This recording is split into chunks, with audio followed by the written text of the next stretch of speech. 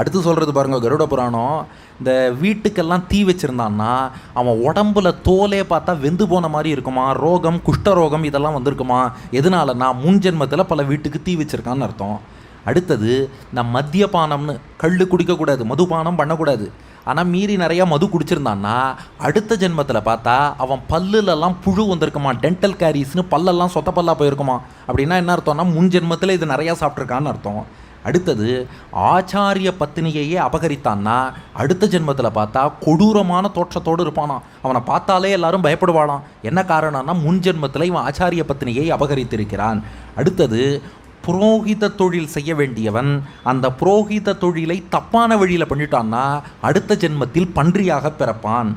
அடுத்தது, குளிக்காமல் பெருமாளுக்கு திருவாராதனம் பண்ணாமல் நேராக தான் சாப்பிட்டுட்டான்னா காக்கையாக பிறப்பானான். எப்போவுமே சாப்பிட்றதுக்கு முன்னாடி நாமும் நீராடணும், பெருமாளுக்கு நிவேதனம் பண்ணணும், அப்புறம் தான் சாப்பிட்ணும். தானும் நீராடாமல் பெருமாளுக்கும் சமர்ப்பிக்காமல் சாப்பிட்டான்னா அடுத்த ஜென்மத்தில் காகமாக பிறப்பான். யார் அந்த சோறு வைப்பான்னு சொல்லிட்டு தேடின்னு போயிட்டே இருக்கணும்.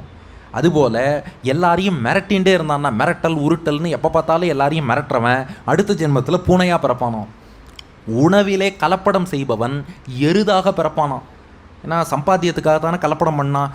மாடா உழைன்னு சொல்லி வண்டி இழுக்கிற மாடாக போய் பிறப்பானோ. காரணமே இல்லாமல் இன்னொருத்தன்ட்ட விரோதம் பாராட்டினா அடுத்த ஜென்மத்தில் குருடனாக பிறப்பானா. அப்போ இந்த அடையாளங்களை எல்லாம் கொண்டு முன் ஜென்மத்தில் இப்படியெல்லாம் தப்பு பண்ணியிருக்காங்கிறத நாம் புரிந்து கொள்ளலாம் என்று கருட புராணம் காட்டுகிறது.